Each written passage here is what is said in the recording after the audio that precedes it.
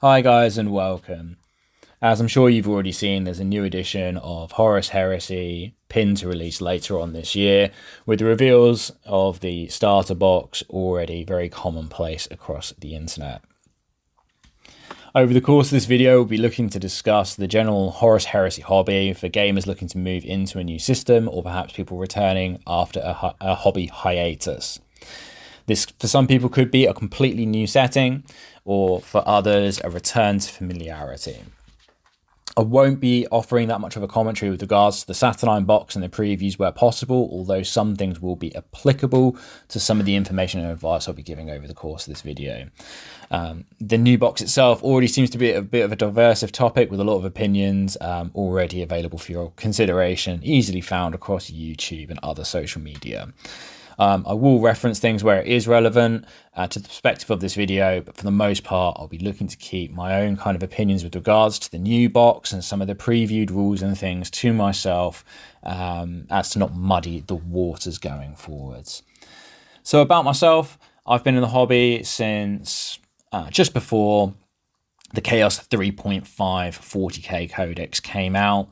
I've had the chance to work for Games Workshop for a number of years. I've played at all levels, from quite competitive play through 4th and 5th edition, leaning into more narrative play, 6th, 7th and 8th. Though not really touching the hobby and through 9th and 10th edition too much as far as gameplay is concerned and 40k.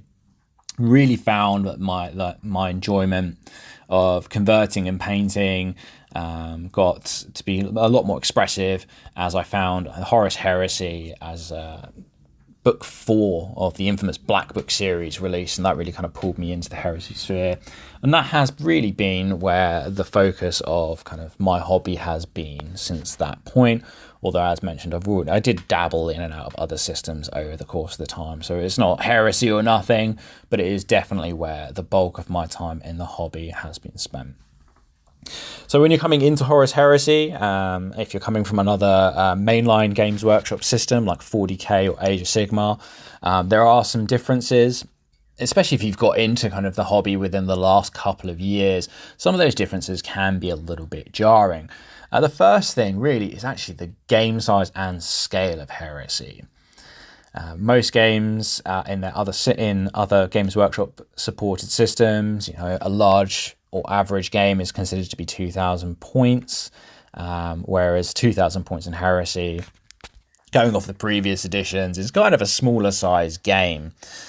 With that, the scale of the game as far as model count, the types of units, and the diversity of units that can be brought to the table is absolutely huge and staggering as well. So that can be quite a big hurdle for people that have not had the chance to play games at 3,000 points and have to deal with super heavy units and knights and things. It can be a little bit jarring if that's something you're not typically used to.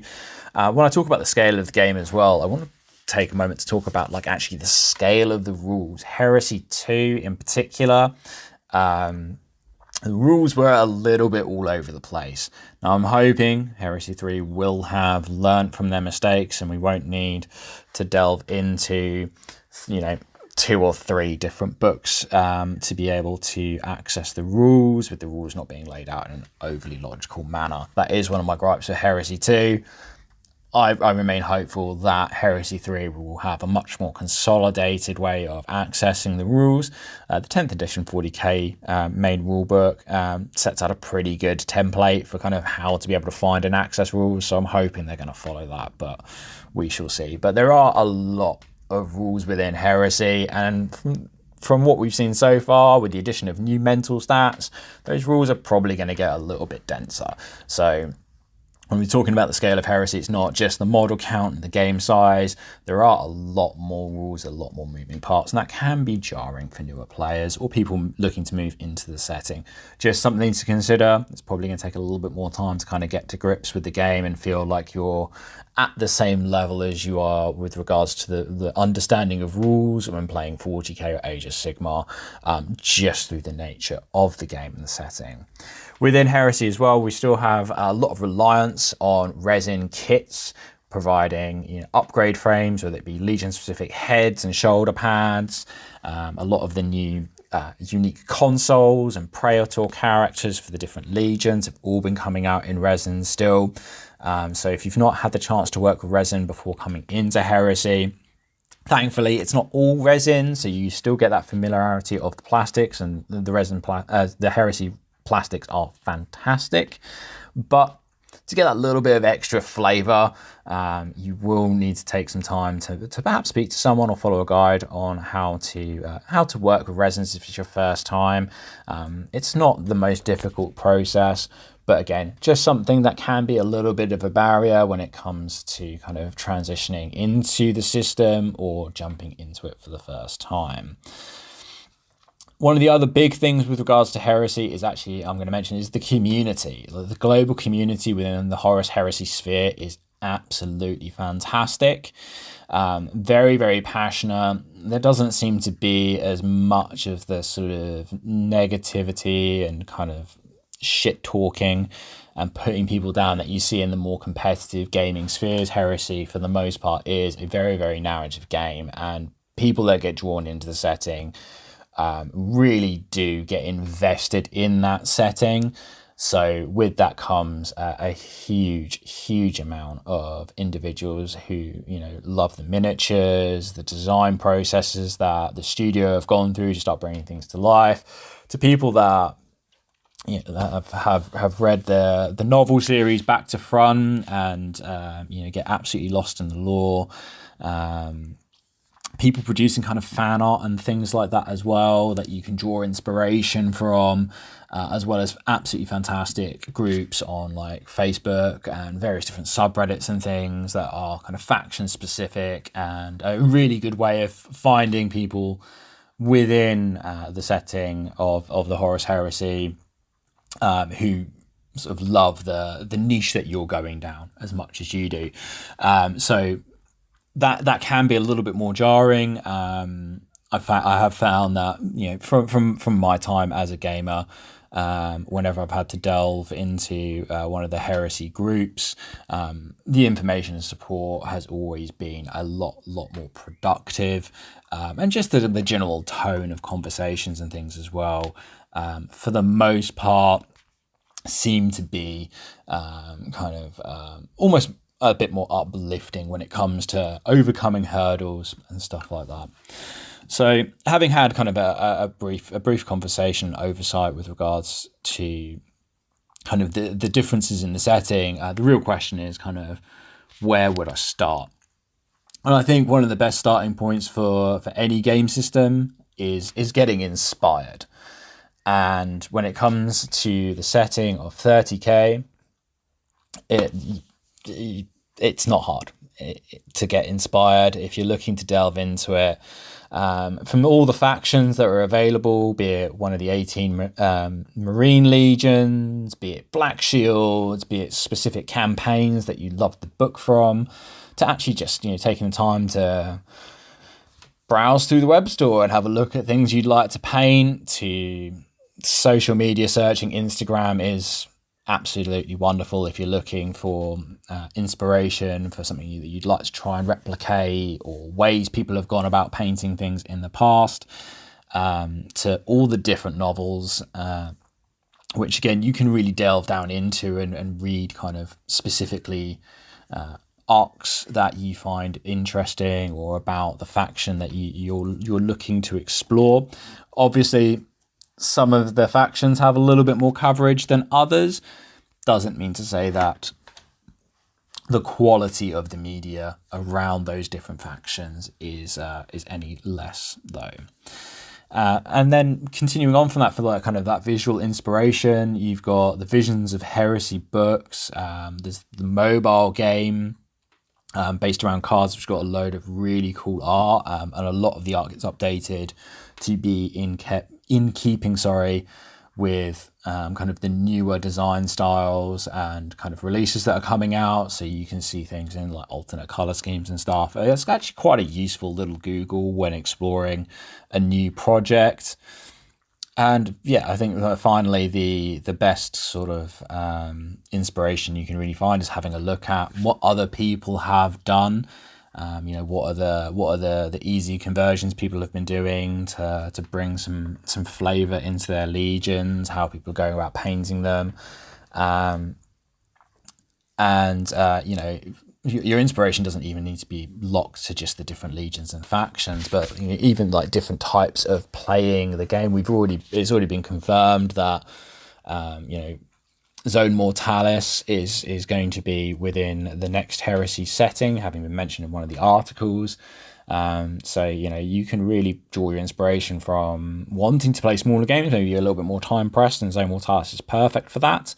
And exploring kind of how different ship-to-ship boarding actions would take place, and then drawing some inspiration from some of the World Eater books, perhaps, where some quite evocative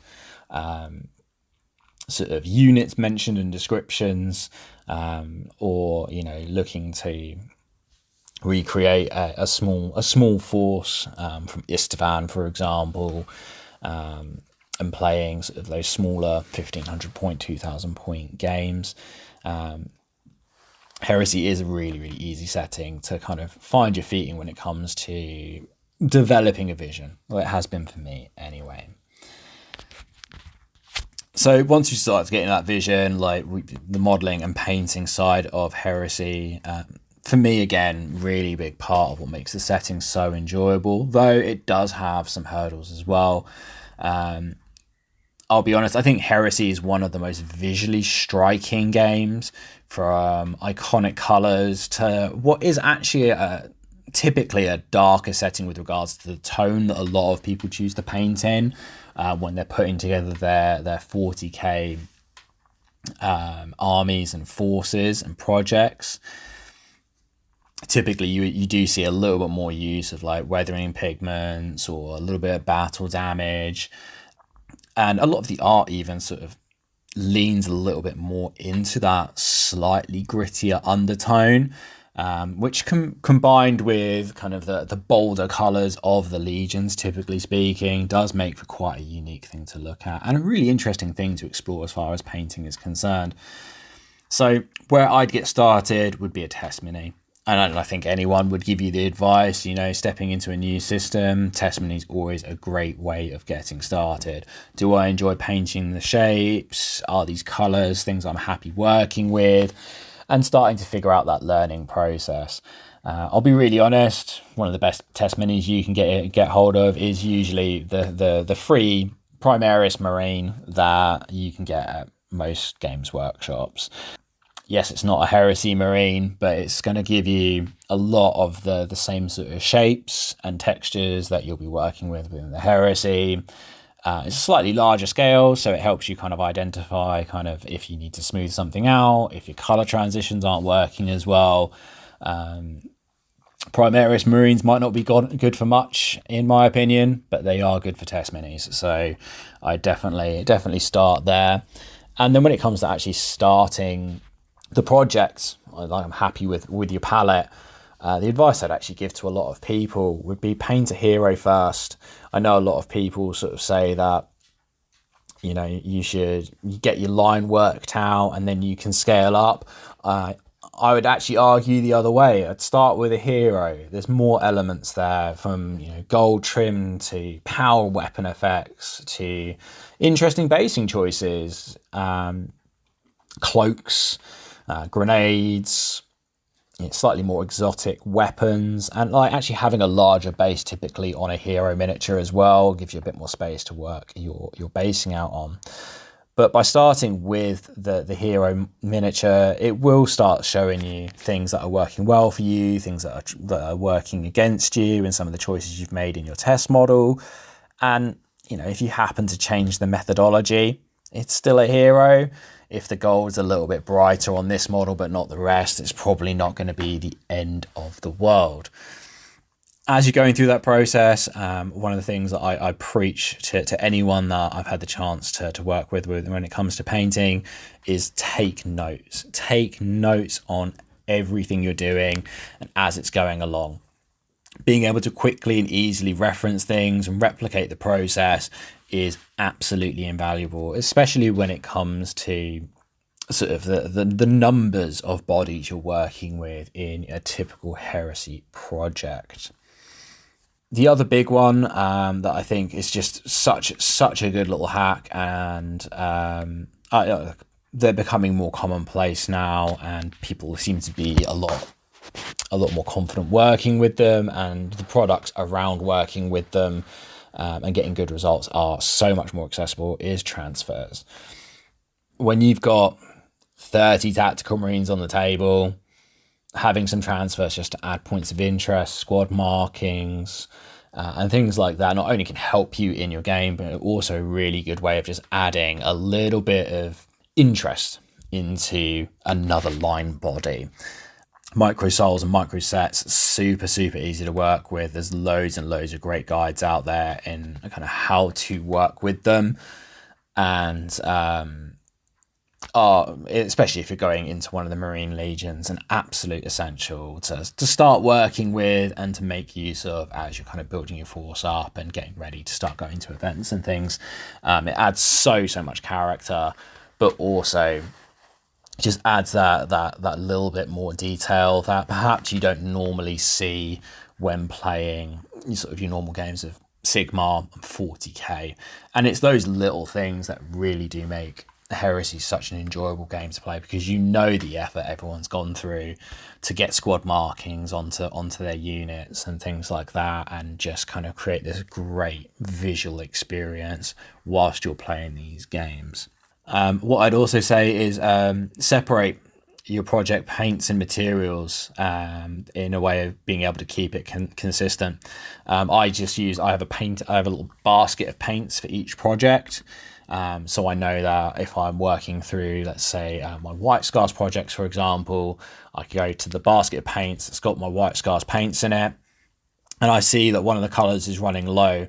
I'll make a note of that, pick one up and drop the fresh one into the basket, so that I'm not constantly moving paints between different projects and things. So if you are someone who perhaps enjoys a couple of different systems, actually just taking your palette that you've established and you know the colours you're using because of your notes, and kind of isolating them. So when you grab a box of Terminators, for example, to expand your project with, you can build, undercoat them, get that all sorted nice and easily, and then just pull those colours to one side and start working through. You've got your notes all in one place, you've got your paints all in one place.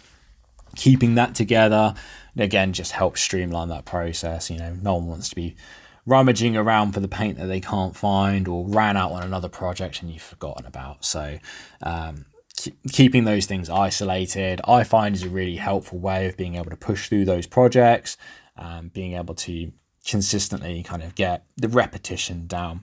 With the idea of like repetition is kind of actually one of the biggest hurdles for Heresy, and that is actually, once again, the scale. So after painting your hero, you've got your notes, you've got your paints all identified, your bases, your basing materials and things. Scaling up the process is really the next stage.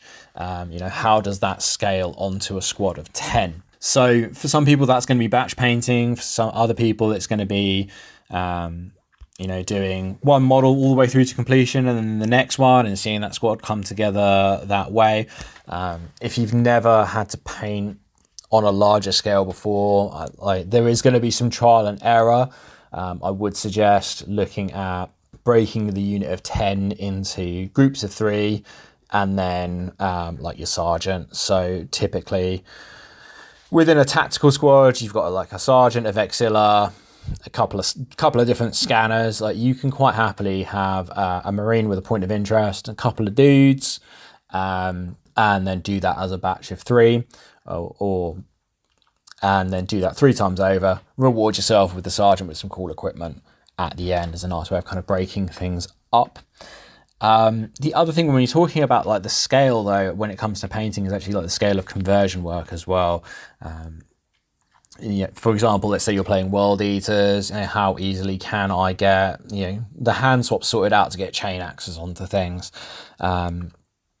sometimes having this great idea for, I want to be able to convert all these elements onto my models to represent my legion and my faction, works for so long, but then you start getting a few squads deep and maybe you can't source the parts as easily and things. So that scaling process from like both a modeling and painting perspective can be a bit of a challenge. But the other thing I'd say is don't scale back how you're painting. You've taken your hero, you've painted him up, you've got all your notes. A lot of people are advocates of kind of scaling back. And the argument I'd make here is actually don't scale back, don't remove steps. Keep your steps consistent. You know, your character's already got some extra flair on them, which within kind of the heresy setting is already going to make them stand out. And they're typically on a slightly larger base as well, which again is going to help them stand out.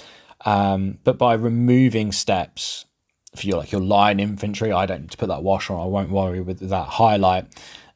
You'll start to see things feeling a little bit disjointed when you start getting into kind of the larger scale games.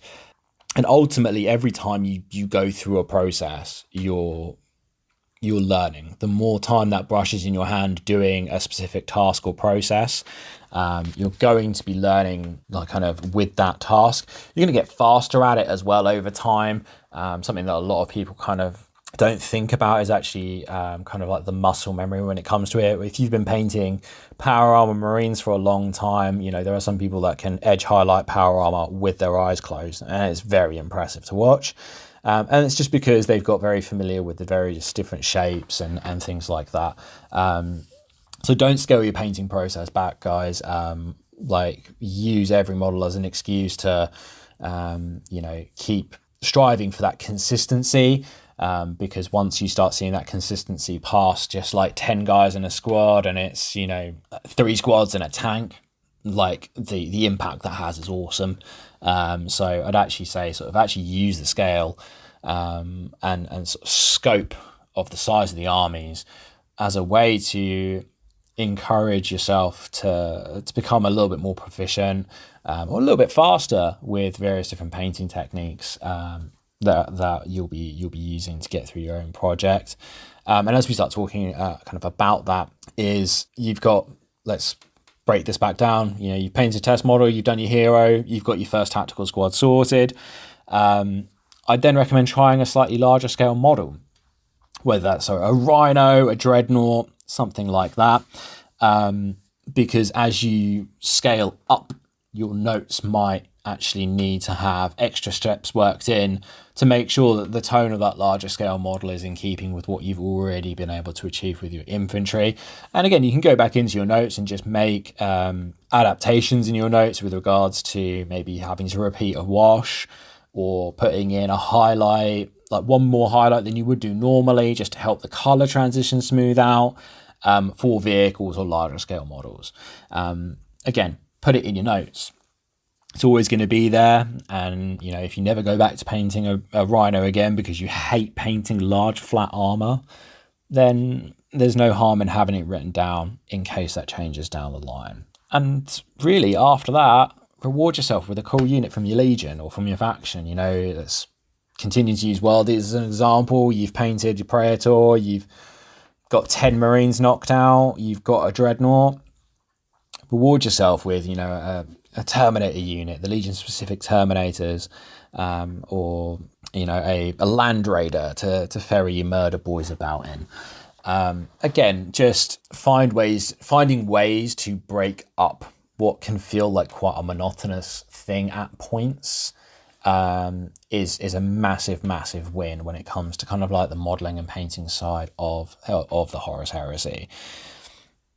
Ultimately, most heresy armies, you're looking at 50 powered armored bodies as kind of your baseline, whether they're veterans or regular tactical Marines or various different support elements. So finding ways to be able to break that up goes a long way towards kind of keeping that motivation going as you're kind of slogging through your third unit of 10 tactical Marines, but knowing you've got like that cool reward unit waiting in the wings. For me, it's always been super helpful.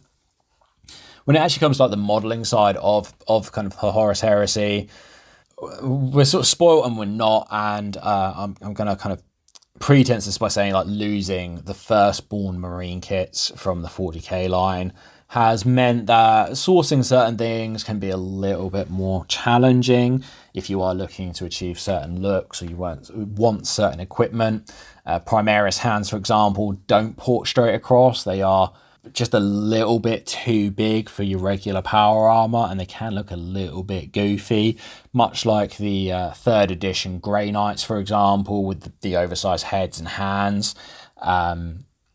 You start going more into that heroic scaling, and that can throw off kind of the rest of kind of how the new scales are set out. But thankfully, the plastic kits are really, really good for sort of your bulk of what you're going to be looking to do when it comes to kind of like weapons and equipment. All the new kits have been designed really, really well when it comes to hands being able to port onto various different pre-existing arms. I know it can be a bit of a sticking point within some people in the Heresy community that across the Mark III and Mark VI that we have out at the moment, that all the Marines end up in the same sort of pose, and these poses are repeated. I imagine that phenomenon is going to continue as we go into the new Mark II stuff, but it means that you can just grab the combat weapons kit. It's going to port in. Any of the heavy weapons that you're after for your squads are going to port straight in, and same for the special weapons as well. So there are pros and cons to it. All the kits are pretty easy to work with in my experience of them so far.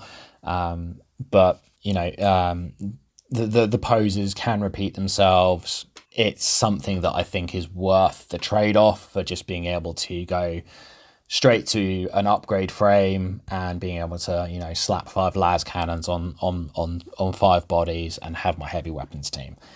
Works really well. And being able to then take that same concept and equip power weapons, combat shields, and turn them into veterans or command squads, or even being able to use those sprues to start showing some of the Legion unique units if perhaps you're not a fan of the resin sculpts, or there's some of the older resin sculpts where the scaling is going to be slightly smaller and they will look out of place. Makes it very, very achievable.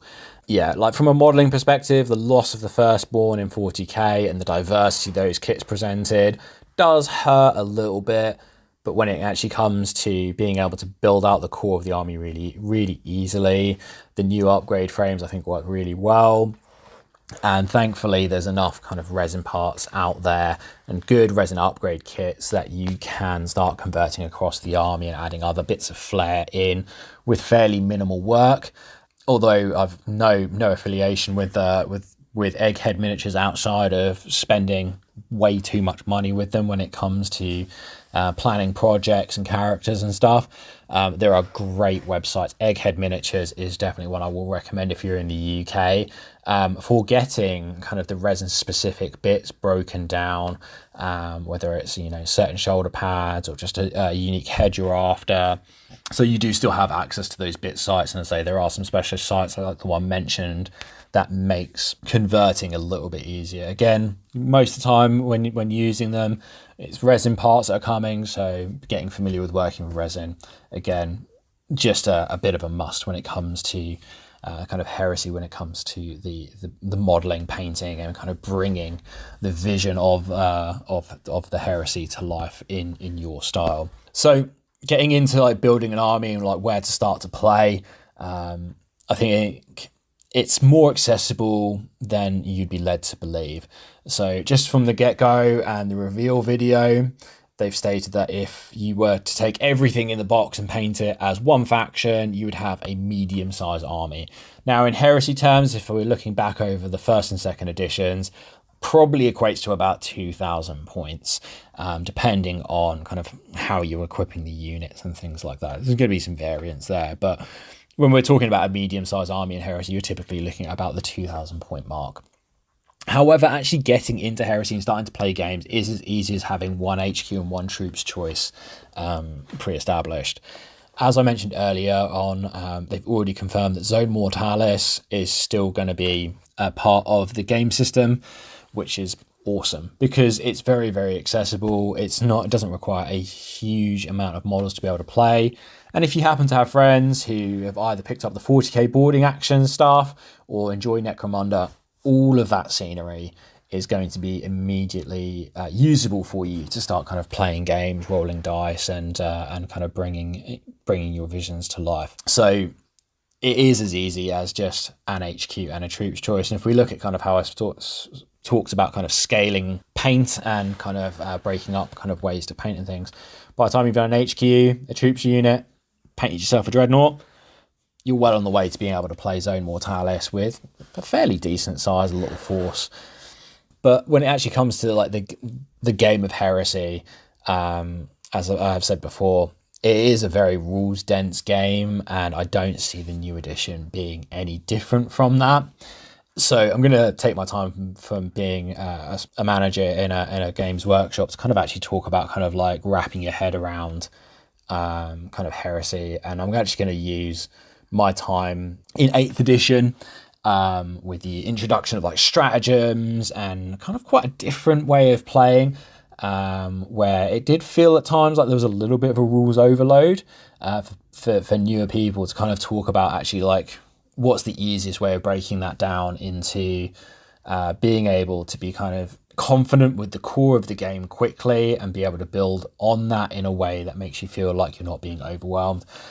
So like honestly, like I'd set up a little Zone Mortalis board, whether you're playing Zone Mortalis rules or not, with some cover and some line of sight blocking corners and things. And I'd literally just roll dice with my mate. We're going through the basic phases and basic rules. So when we're talking about the basic phases, moving, shooting, charging, and then the rules with regards to, you know, taking a leadership check, your saves, learning to read the stat blocks, and the stat blocks do look like they are changing going into Heresy 3. So this is something that everyone's going to have to wrap their heads around a little bit with regards to like weapons, providing different attacks and attack stats, and manipulating like maybe your initiative, and the same for kind of ranged weapons as well. But like just being able to quickly kind of, you know, get comfortable moving things and interacting with the core rules of each unit, really, really, really helpful. From that point, I'd look at starting to add in sort of your special rules. So in the form of, you know, 8th edition, that would have been like some of the unit specific rules. If we were to apply that into Heresy, that would be like adding things like what does shred do, pinning, etc. So that you can start again just evolving your understanding of kind of your core units as you're finding your feet and what those rules do. And then as you're becoming more confident with that, introduce objectives and how that starts to impact the game, the choices you make, and how some rules will impact, you know, like scoring. Can you score if you're pinned, and things will be a key thing to know. And then finally, I would then introduce, when we're talking about 8th edition 40Ks, of the use of stratagems, or those gotcha moments, and they kind of still exist within Heresy in the 2nd edition in the form of the various different reactions. But honestly, with how many rules are kind of in Heresy, breaking it down in a way that is bite-sized for you, where you can be like, cool, like I had fun doing that, I've retained that information, next time we play I'd like to be able to add a new thing in, and you don't feel like you're kind of constantly clamoring for air, is going to be a really, really helpful way of just making sure that you're able to enjoy the game and get the most from the time that you've taken out of your life to be able to, you know, play Heresy with your mates. No one really enjoys being in a position where you feel like you're constantly page flicking, you're not 100% sure, and you feel like you're making silly mistakes and things. Break it down into nice, small, bite-sized segments. And if you have to play like that a couple of games before you're feeling really confident with it, there's no harm in that, because it just means as you continue to go forwards, you're going to be building a much better foundation to be working from. The other big one is kind of your table etiquette. I know this is going to sound really stupid and a little bit preachy. When I'm saying table etiquette, I'm not saying, you know, don't be a dick to your opponent. Like, you should not be a dick to your opponent. Like, that goes without saying. And if someone has to tell you that, then I think you need to reconsider a few other things first. But actually, like, taking a moment to read through the rules of everything you're about to do. So let's say, for example, you've chosen a tactical squad to shoot another squad, taking a moment just to go over what dice am I rolling, what special rules am I going to be interacting with. Take a moment to read over those special rules if you can't remember kind of the process of resolving those rules before you start rolling dice.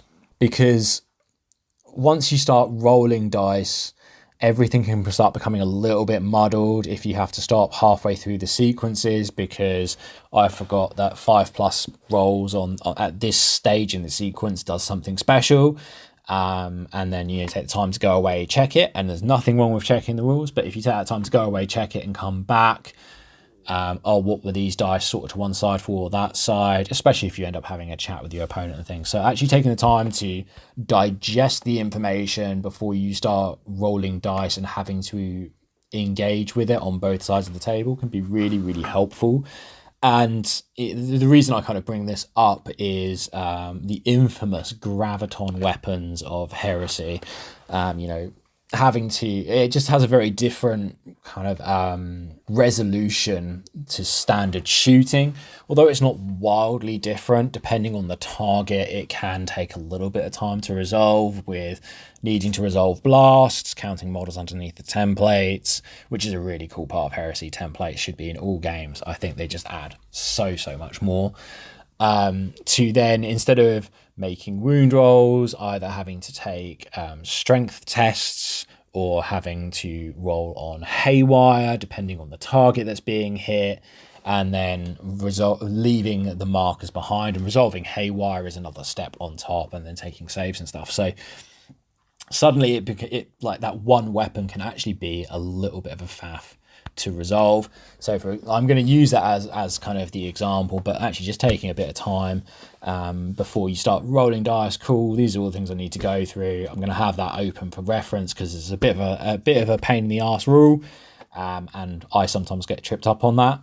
Find that page ahead of time, then start rolling your dice. It's great etiquette. It keeps the game flowing really, really well, and honestly is one of those things that I think should be practiced by more people anyway, just not breaking the flow of the game, because you've got maybe a bit overconfident and you start making silly mistakes and things that can slow the game down. You need to go back and like re-roll dice and things. And Heresy, as we've already established, is quite a big game. Needing to kind of go back and re-roll some dice and things like that can really kind of drag that out quite a lot. So when I'm talking about kind of like table etiquette whilst gaming, I'm talking more about kind of the things that we can do to preserve the flow of the game and how easily we're accessing the information that we kind of rely on. One of the big things I've always preached, and again I think should perhaps start becoming a little bit more commonplace, is to assume that you need to be the master of your own army. So you should know all your rules, you should know where to find them, how to explain them to your opponent as they become relevant, but to assume that your opponent knows nothing about yours. Because that way, when those questions come up and stuff, the information should be a back and forth and that give and take, which again just aids the general kind of play of the game. And then, yeah, I mean, when we're looking at starting to sort of to play games and stuff, expanding your army, and how you're going to go about doing it, what kind of game system are you looking to move into? I've mentioned it already, like the Heresy community is phenomenal for it. And whatever your preferred social media platforms are, there's going to be no shortage of things to help you kind of overcome hurdles whilst army writing. One of the things I will say when it comes to like making posts on like Facebook and like subreddits and things in particular, I'm struggling with anti-tank, for example. Asking questions in a vacuum get you answers in a vacuum, and vacuums don't work within 30k and within the Heresy. So struggling with anti-tank, but you have limited force organization slots, and you can't take what would be the second edition of Heresy, the go-to anti-tank unit of heavy weapons with las cannons, because your heavy weapons slot's already been taken up by something that's kind of pivotal to your overall game plan.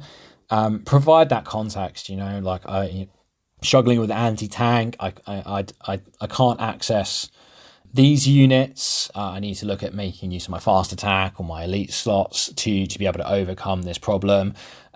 What success are people having with looking at this? Just give that little bit more context. Giving that context is only ever going to get you a better answer, and just kind of stop people from being like default unit number one because mathematically it's the best.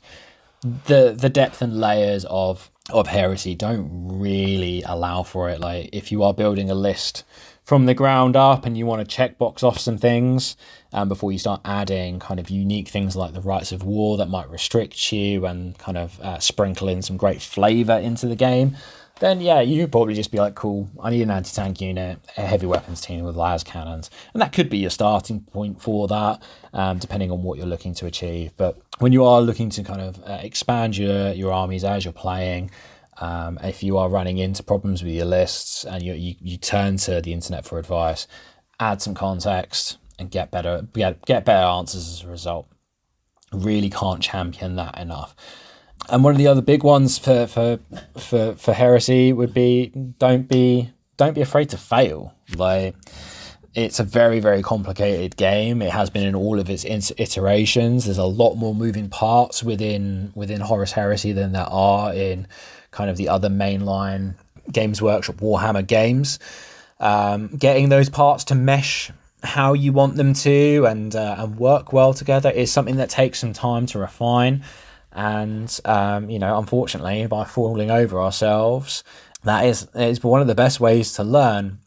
And realistically, you've got two ways of looking at it, which are like, I've spent all this time on a unit and it's not working the way I want it to, or okay, I've got an excuse to build and convert and paint up another unit and give them a go, and we'll see how that goes. But I do actually think that the trial and error side of playing games as your army's growing and sort of seeing the success and failures of different units in different circumstances, and then going away and readdressing that is definitely one of the joys of Heresy for myself. I think it is absolutely wonderful when it comes to figuring out the army and staying within kind of the boundaries of perhaps your right of war or the theatre of war from the novels that you're looking to recreate, which can offer some really interesting challenges to overcome. And kind of my final note on kind of playing within the Heresy, I'm going to hark back again to the Heresy community. I'm going to use the example that became prevalent in Heresy 2 and just shows actually how good the Horus Heresy community in general is when it comes to stuff like that, which is self-policing. Dreadnoughts in Heresy 2, wild. Absolutely wild. No idea what led to the choices that were made with regards to how the rules behind Dreadnoughts changed going into 2.0 happened. But it became pretty evident pretty quickly at the start of the edition that Dreadnoughts are just obnoxious things to overcome and to deal with. And if you aren't that well set up for it in casual games, they can really dominate, be very oppressive to play against. Same can be said for the heavy weapons teams as well. Spamming 30 las cannons on heavy weapons teams kind of sucks to be on the receiving end of too. But the self-policing came into effect really, really early in Heresy 2, which I think is absolutely fantastic, where people were like, hey, let's agree to only take one type of dreadnought per 1,000 points, because in 1,000 points, you should have something that can manage it relatively well. It's not going to feel like like the mountain that you can never move. Like, you might be able to chip it down over the course of the game. And I think this really highlights again kind of what I think is one of the big draws into Heresy for people once they start kind of getting to the table and playing those games, is compared to like 40k, which is very competitively driven. you're very much aware that there are two of you at the table. You both want to get the most out of your time at the table, and Heresy, intrinsically, because of its rules density, takes longer to play. And I think it is something that the Heresy community is very, very aware of, typically speaking. You know, it does take two to play the game, and it's got to be enjoyable for both of you. So whilst you're building your list or you're expanding your army up, you know, unless you're going to an event where your aim is simply to take all the heads and names that you possibly can because there's, you know, prizes for first, second and third, whatever the case may be, you know, ask yourself, how would I feel being on the end of it? Is this something that I could manage if I was playing a different type of list, not knowing that this was coming to the other side of the table to me, like going into it blind. But yeah, I think the self-policing within the sort of the heresy gaming community, absolutely fantastic, and hopefully something that doesn't need to be exercised as much going into the new edition. But until we have all the rules in front of us, we're never really going to know how that's going to pan out. But yeah, there's my thoughts on kind of getting into Heresy, whether you're moving in from another gaming system or jumping in off the bat. Hopefully there's been some insights in there with regards to planning a project or getting started with the projects that, you know, you'll find helpful as we get ever closer to Heresy 3 and the release for that. If it's been a helpful one for you guys, please hit like, hit subscribe. I'll be looking actually to produce a few conversion-based guides going forwards with ways to create some units or work on some overcoming some of the monotony that I've mentioned with regards to like pose repetitions and stuff in Heresy going forwards. If there's something that I've missed out, please let me know below. I'd love to be able to address it or have a chat with you about it in the comments. And if you do want to keep up to date on what's coming off of my painting table, and you can probably expect guides on as the channel starts to find its feet, feel free to click on my link tree, head over to Instagram. I try my best to anyone over on Instagram sends me a message to and wants to have a chat about inspiration or modeling or getting some feedback and stuff, wherever I can when I've got the time. I'm more than happy to engage with anyone when it comes to helping bring your vision to life. So with that, guys, I'm going to say thank you so much. I hope you have had a wonderful time here and an even better rest of your day, and until next time, remember, if it's not heresy, it's not worth it.